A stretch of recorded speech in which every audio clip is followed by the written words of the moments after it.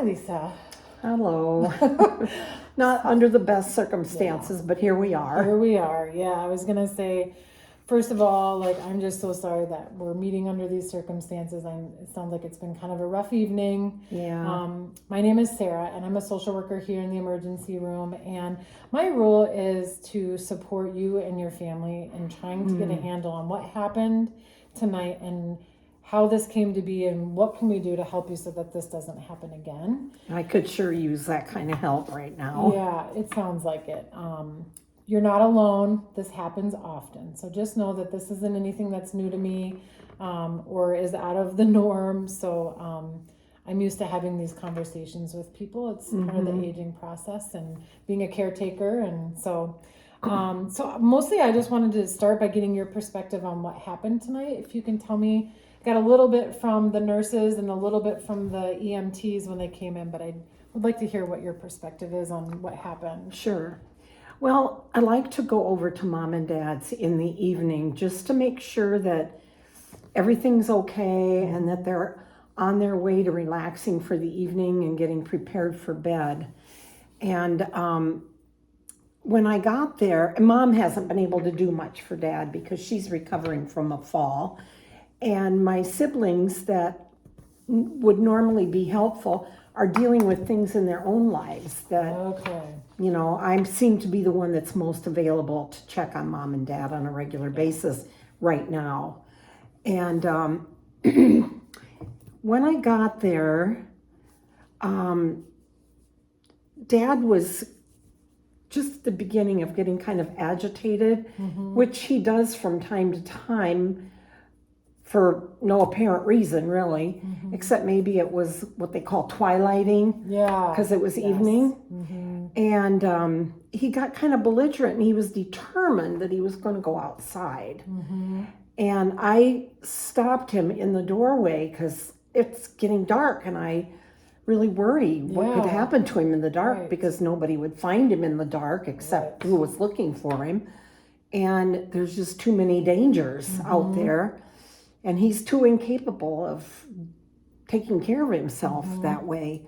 So I stood in the doorway and he got very angry about that and grabbed me by the neck and was just, kind of shaking me. And so I had to grab his hands to get him off of me. And then he got past me and went down the steps, and I followed him down the steps and grabbed his arm, and at that point he lost his balance. I was only trying to stop him. I wasn't trying to push him or push him down or anything. I just wanted to stop him and encourage him to get back in the house. And at that point he lost his balance, and there happened to be a drain pipe right there. And he fell, and his hand landed on the edge of the sharp edge of the drain pipe. And he got a cut. And of course, since he's on blood thinners, he bled and bled and bled. The neighbors saw what happened because they're good neighbors and they keep an eye out for mom and dad. And they saw that we were having some troubles there and they called 911. And then, of course, the ambulance came and brought him to the hospital. I'm a little late getting here because I had to find somebody to keep an eye on mom. The neighbors graciously said they'd wait there until we got back. That's great. And here I am. Worried about my dad and worried about what the future's going to look like because he seems to be getting a little worse all the time. And mom can't do a whole lot. She definitely couldn't stop him from leaving the house if he was being determined to leave the house. So, yeah, that's where things are at. Wow. You got a lot on your plate. Sounds like you have a lot on your plate for your whole family. Yeah. And it sounds like you're a really good caretaker and very attentive to the needs of your family. I love my family and my parents very, very much. And I'm happy to do this. But I'm beginning to wonder if I'm really capable of keeping them as safe as they should be and meeting all their needs at this point. Yeah. So that kind of, thank you for sharing more about what happened tonight. All of that is what the EMTs were saying too, that they, the blood was from the blood thinners. You know, it was not big, not a very big cut. I just think it looked bad because of all the Right. the bleeding. I think that's where my next question would be, is we're kind of in this crisis tonight because all this happened, but I would love to get a better picture of how the last maybe 3 to 6 months have been in terms of how both of them have been doing and how you see how where this is headed. Well, my perspective is that when Mom fell and became somewhat incapacitated, not totally, but somewhat incapacitated, the dad started going downhill too. Okay. Or should I say maybe his dementia has ramped up Okay. and he's gotten harder to handle. Okay. And I don't know if that's because he responds better to Mom trying to tell him what to do and help him along, or I don't know, but I have observed that, and I do think that Mom's fall has increased his dementia Got it. and his ease at getting agitated and getting more belligerent. Okay. So as soon as your mom got a little more less able to do a lot of the things that she normally does for him, you saw an increase in Yes, the challenges. definitely. Okay, Yes. that makes sense. I should have mentioned I'm taking notes because it will help me later to refer back to these. That's fine. Okay. I would expect you You probably to. assumed, but I would expect you to. just helps me later when I have to put all this into the charting and stuff. So, do you know if? Well, I guess first, has this ever happened before, where he's left and you've had to go find him, or do you remember that you know Yes. of? Not too long ago, I found him, and it was at night, so it was dark. And I was Okay. out looking for him because he had gotten out of the house before I got there. Okay. And Mom couldn't stop him. Okay. And I found him behind the grocery store where he used to work Okay. in the dark. Okay. Got it. That was a scare for me because I thought, what if I hadn't have found him? What if he'd have wandered into the street and somebody would have run over him? Yeah. What if he'd have wandered into a bad neighborhood? Yeah. It's just very scary. Yeah. I hear that in your voice, and I can tell you care very much for them, and that you're a good support. And I just want to say before we get to there are options for help going forward. So just rest assured that we'll talk about some of those. I'm anxious to hear what Yeah. those are. It just helps me to get a better idea of kind of his life and your life with them before we kind of talk about some of that. Can you tell me more about family support around your family in terms of, like you said, your siblings are pretty preoccupied, what their ability to kind of intervene has been or will be? Right, and some of them don't live as close as I Okay. do. So, it's sort of like I'm just the logical one. Okay. I'm also the oldest, Okay. Yep. and things tend to fall on the oldest daughter. Yep. And I'm happy to do it because I really love my parents. Okay. But like I said before, I'm beginning to doubt my ability to handle everything that's that's developing now. Yeah. That makes sense. It does feel like it's gotten a little bit out of hand. It has. Yeah. Do you know if they receive any services, like, maybe from your mom's hospitalization, did they get any like extra services from the community, like any Meals on Wheels or physical therapy, occupational therapy, any of that kind of stuff? Yeah, they Social do have a services? noon meal delivered Okay. every day. Mom has had physical therapy and occupational therapy come to her house to work Okay. with her, but that ended about a week ago. Okay. Got it. And she's doing pretty good, but because of her age, I don't think she'll ever get back to where she was before she fell either. But Dad's too much for her to handle. Got it. In terms of your mom's, what's going on with her health-wise, can you just give me kind of a high-level snapshot of what that is, just a quick summary? But also, I'm wondering how much she could do if she didn't have the concerns of your dad. If she didn't have to worry about taking care of her, how Okay. does she function on her own with just getting by day to day with bathing and dressing and getting to her appointments and that kind of stuff, managing her checkbook and... She can actually do all of that. Okay. She doesn't go to appointments by herself. I always take her because I want to make sure. I just think it's better that way. Some of her appointments are a little farther away from her home, and I just feel better if I take her, make sure she gets in and gets out okay, and so on, and that's fine. But really, bathing, making herself a simple meal, keeping up on her meds and her check. She goes to her desk and works on her checkbook. Okay.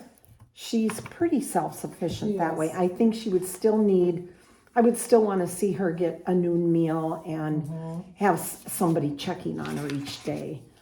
But she would probably do okay on her own for a while yet anyway. Okay, that's good to know. That helps me, gives me a better picture of kind of how your mom's doing. Even though your dad is our primary focus because of where we're at, because they're together and living together, it helps me know how to Yeah. what to suggest for her.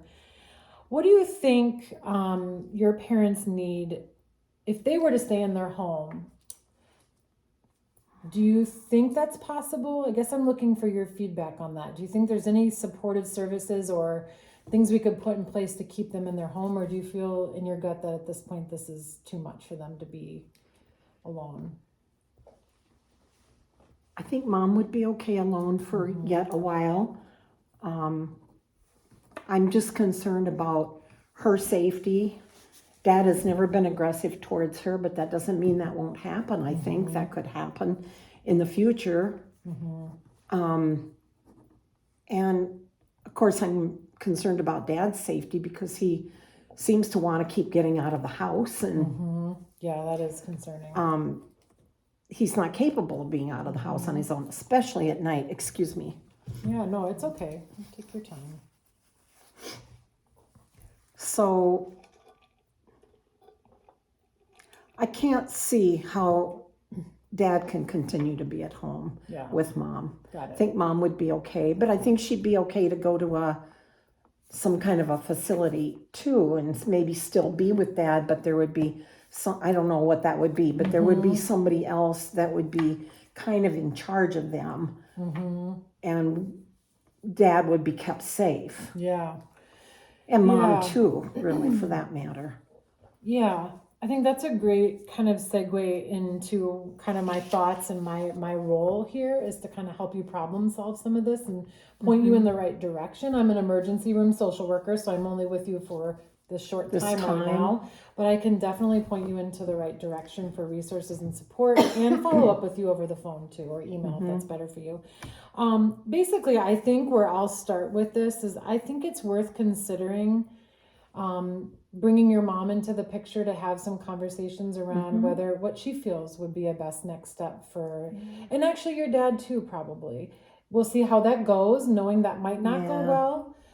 In which case we could try to do a separate meeting then without him in the room, just getting information from mom, or we could do those separate.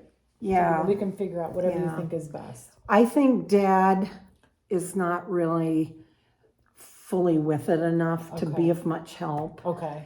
And I'm afraid that mom is gonna paint a better picture because she'll want to keep him at She's home. gonna want to keep him. Because she'll know that's what he wants. And of course, Okay. she loves him. She Yeah. doesn't want to be separated. Yeah. So, we can do that. I'm happy to Yeah. do that and bring him here and, Yeah. and facilitate that. But I just feel that I'm not sure how clear and how honest a picture we'd get. Yeah. Okay, that helps me. I think the next step then too, in addition to getting some feedback from your mom and also maybe your dad, we'll just kind of see how that goes. We can test the waters with that. And if we sense that he's getting agitated or it's going to make him upset, we don't necessarily have to. I do want to honor his dignity as a person, Thank you. a whole person, and give him the Thank you. opportunity to speak into his situation. But I also know that there's moderate to severe dementia going on. And so we have to just kind of test those waters, and if it causes agitation, we'll just kind of pull back and, just talk about what next step from there. I do think getting your mom's perspective, because as you said, this is hard. This is Yeah. they've been together for, it sounds like a long time, Yeah, and so 59 years. yeah, this is a big life-changing step for your mom, and nobody wants to do this. And so just getting some feedback from her, both about the reality, but also her feelings. And then, just on a real practical level, I need to look at insurance to figure out what their insurance is and what that would cover. But I do know they have they're on Medicare. okay. And they have a good supplement. But, Okay. I still don't know how that will Yeah. cover. And Yeah.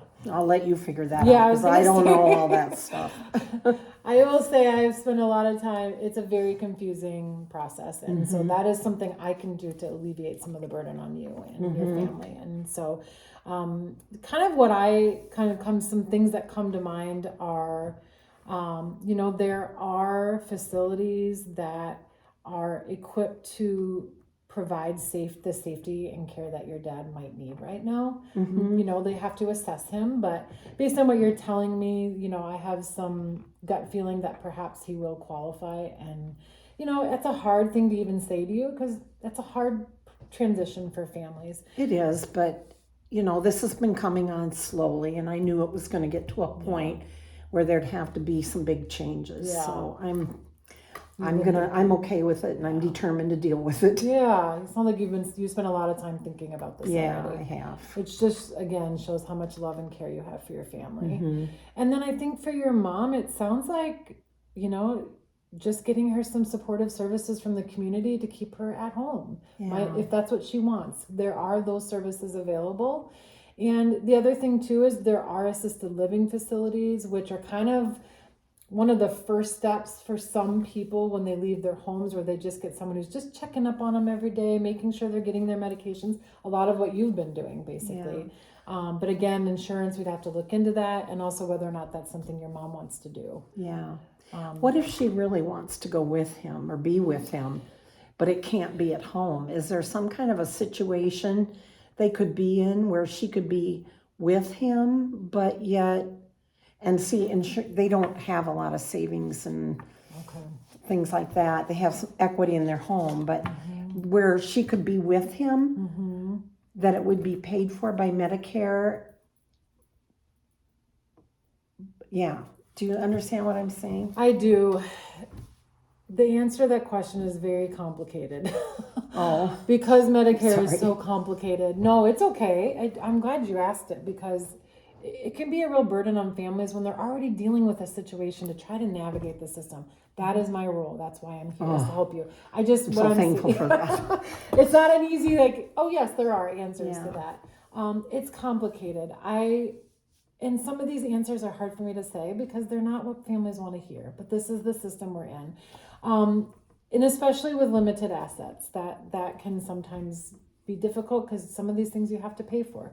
So assisted living generally is something you'd have to pay for. Some people have long-term care insurance that will help with that. That's where I need to kind of get a handle on your parents' insurance.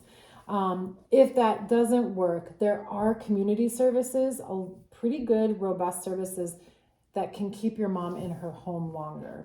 Yeah. That doesn't mean dad's going to be able to stay. We could do some things like put alarms on the doors or things on him that if he leaves the vicinity, it would go off. But then again, your mom's going to be responsible for, or someone dealing with that then. You probably. That would be me right you're now gonna get anyway. the calls.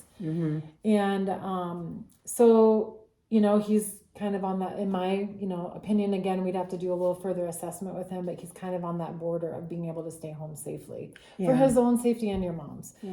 So I think figuring out then the next step for him would be some sort of facility that could keep him safe, make sure he's getting medication. And, they have skills that they can actually feed into and support his dementia, maybe more so than your mom's able to do. So you might actually see a little bit of better coping on his part. Maybe he'll, there's just certain ways of treating dementia in the day-to-day routines of life that could enable him to feel a little less agitated. So in terms of them living together, I don't know the answer to that question for sure. My hunch is that might be a challenge to find. Yeah. Unfortunately. I think there are probably some facilities where you start where they have an assisted living, then they have a skilled nursing, and then they have a long-term care facility where you could move through those. Yeah. So they might be able to be there at the same time, but not in the same Not in the room. same deep section. Yeah, exactly. Okay. But again, I can, bless you. Excuse me. I can pull all this together and, like I said, do some digging. And from here, what I'm going to do is probably get you connected with our local area agency on aging. It's a federal agency. Each state has their own kind of structure to it, but this is their expertise. But I will make sure there's a connection made for you with another person. So you're not just calling them out of the blue. And then they will take it from here and getting you connected to all those services for your parents. Okay, will they call me or Yeah. They'll call me. I won't have to call them. You will not have to call them. I will ensure. You'll still have my number, so if you don't hear, you can call me back. I just don't want you to feel like I'm passing you off to someone else. Okay. I will make that connection for you Thank so you. that they take it from where I left off. Okay. So you're not trying to recreate the wheel again with another person. They'll take it from there. I feel since my parents are as elderly as they are, I should know all this. Oh. But I don't, because I've never had to deal with it. So I'm Exactly. very thankful for Yeah. the expertise of people that Yeah. love and care and work with the elderly. Yeah, and well, like I said, these are really tough systems to navigate. And when you're already under stress from your family situation, and you're your own person too, and we haven't quite gotten to that yet. You have your own life, which I know nothing about right now. But it's like you have your own life you're trying to manage in addition to all of this, and so you need good support too. So that's why we're here. That's why they have social workers. So the last question I have then is, so like I said, I will follow up on those things. I will either call or email you. What would you prefer? Do you want this kind of the information and handoff? Which one's easier for you? Either is fine. I think sometimes a phone call could be helpful Yeah. because you might have more questions after you leave or more things you want to tell me. I guess I'd like to have both available so that Sure. if something comes up, I could just email you too and not have to try and get a hold of you by phone. Yeah, I'll give you my card. Okay. But I will call you and follow up with more information and who the connection point is going to be at our area agency on aging. Okay. And then the last thing I wanted to ask is just like how you're coping with all this. It's a lot to be a caretaker. You have your own life. I forgot to mention that my husband's wife, or not my husband, my brother's wife is dealing with cancer and going for chemotherapy and treatments right now, which has pretty much put him out of the picture. Yeah. And I have another brother that's still working to support his family. And then I have a sister, but she'd have to take a plane to get here. Okay. So she's not very handy or accessible. She would come for a brief period of time to give me a break, but she can't just stay, forever. So I forgot what the question was now. Just how are you doing with all this? It sounds So like I do feel the weight of it on my shoulders to have to be on top of everything and check up on him every day. And I'm retired and my husband's retired and our kids are grown and doing great. So there isn't a lot of pressure that way. My husband's very supportive. good. But Good.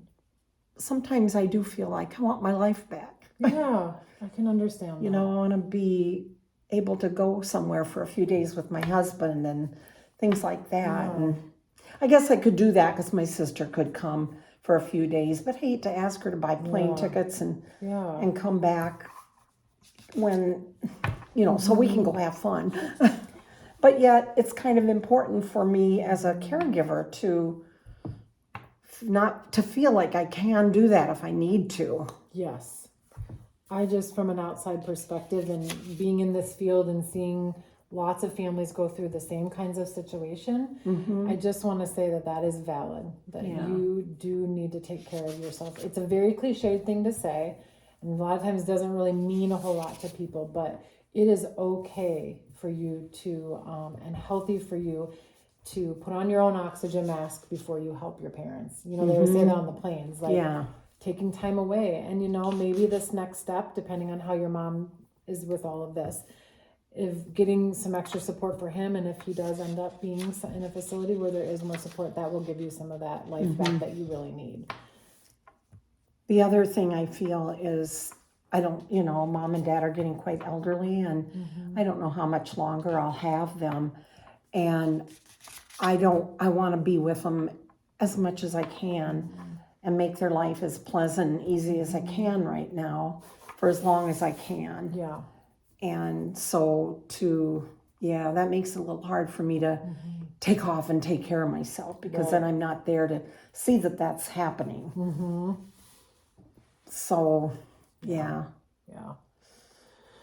Well, I think we have a good game plan. I do too. I do too, and I And, appreciate all your help. Yeah, of course. And I'll just check in with the nurse and figure out kind of next steps tonight if he's going to stay the night. Sounds like he probably won't. He won't stay the night tonight? I don't think so. I will. Let's get a check in with the nurse and figure that out. Okay? Okay. So we'll check in with the nurse and figure that out, and we'll go from there. Okay. Okay. All right. Well, if he goes home, I'll have to take him home, and I'll probably just stay there then the night, Okay. tonight. But I thought they had him in a room. I guess I thought they had him in a Yeah, room in I a might be bed. wrong about that. I'll check with So the let me nurse on know. that. I'll let you know. And if it is that he's going home, we'll get things moving very, very quickly tomorrow. Okay. Okay. I'm good with that.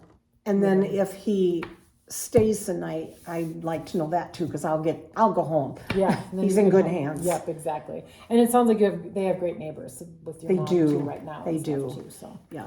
All right. Well, thank you so much. It was really Thank nice you, to meet Sarah. you. You're very welcome.